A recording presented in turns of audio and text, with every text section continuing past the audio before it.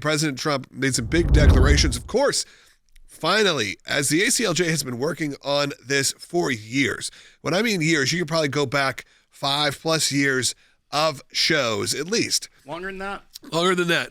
To go back and hear about us talking about Christian persecution in Nigeria and around the world. And now attention is finally being turned to it, so much so that President Trump really starting to threaten action if the government of Nigeria does not get it together to stop this genocide of Christians that is happening within their country. And again, I want to make sure people understand that this situation, this is not the government committing this genocide. This is a terrorist regime. This is Boko Haram going in there and doing this, but the government has done very little to stop it. This is a majority Christian country in Nigeria. It's not like we're talking about this, but these are threatening sources, and America is saying, you know what, at some point enough is enough, and President Trump made a pretty bold statement this weekend.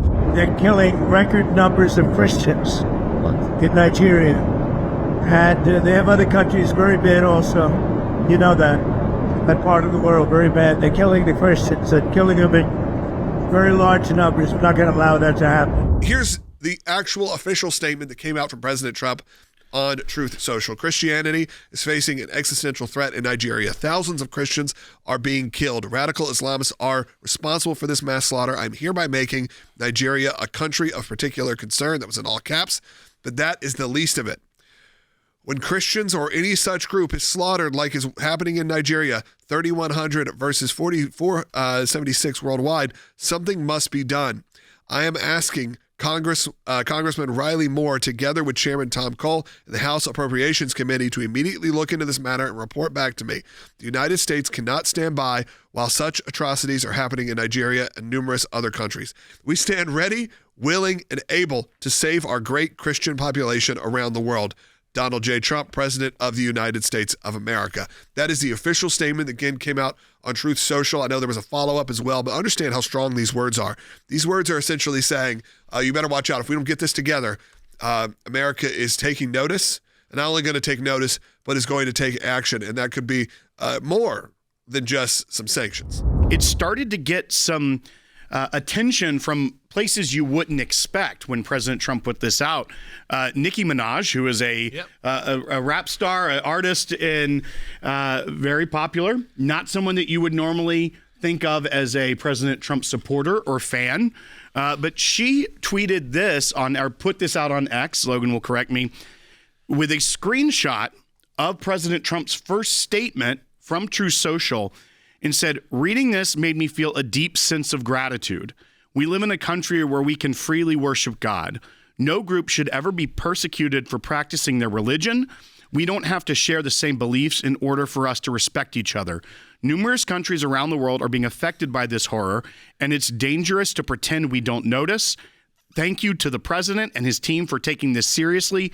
God bless every persecuted Christian. Let's remember to lift them up in prayer. Yeah, Nicki Minaj is actually very interesting because she has kind of flirted with conservative and Christian views throughout her career. Obviously, someone, if you listen to and maybe a fan of, you may go, well, how does that connect? You know what? That's not for me to judge or say. We should be happy that there are people out there willing to actually write so eloquently these kind of statements. 70% of Christians that are killed worldwide for their faith happens in one place, Nigeria. So 70% of people being killed for their Christian faith in the world is happening in Nigeria, Jordan. The statistic that I think is all you have to kind of keep in your mind. Just last year, and the killing has not gotten better. It's only gotten worse. Just last year in 2025, there's an average of 32 to 35 Christians killed each day in Nigeria because they were Christians. 35 a day throughout the entire year of 2025. Then, when you look at the next report, what does that amount to so far in this year? 7,000 Christians have already been killed in this year alone. I mean, so we are talking about persecution at its again highest level, and there's got to be action taken on the ground. The Nigerian government has the resources to do it. if the world puts that pressure on. The first step in the world putting that pressure on is the leader of the free world, the United States of America. So what does that action look like for Nigeria? And then if they don't, what does that action look like for America? So there's two things that come with being on a country of particular concern list that are important. One, companies now who do business there also now have an interest in making sure you get your act together. Because let's say you are one of those big oil and gas companies with corporations and activities in Nigeria. The worst thing that could happen to you as a company, for that part of your company, is for Nigerian oil or gas to be sanctioned. That means that it cannot be sold to the United States or purchased by U.S.-based businesses. CPC designation allows the president to take just one step to institute that kind of restriction on their ability to impact trade. But that doesn't just affect Nigeria, Logan. Like I said, that then means that big oil and gas companies based in America that do work in Nigeria now also can need to go to the Nigerian government and say, get this under control or else we will no longer be able to do business with you and we'll have to stop our operations in Nigeria. So it puts not just the world on notice, but everyone who does business in the United States on notice that you're a step away, if you don't get your act together, from being cut off from the world's economy. The second step is what he talks about here in his second remark just a day later. If the Nigerian government continues to allow the killing of Christians, the U.S. will immediately stop all aid and assistance to Nigeria. That's also something you can do under the CPC. So you're not just saying you might be sanctioned. We're also going to stop giving you money if you're going to tell us that you don't have the resources to better protect these communities. First of all, that's not the truth. The truth is these soldiers don't want to protect certain areas because there may be, though, religious similarities. They may both be Christians. They could come from different tribal backgrounds, and so they don't want to be the ones sent to defend this other tribe.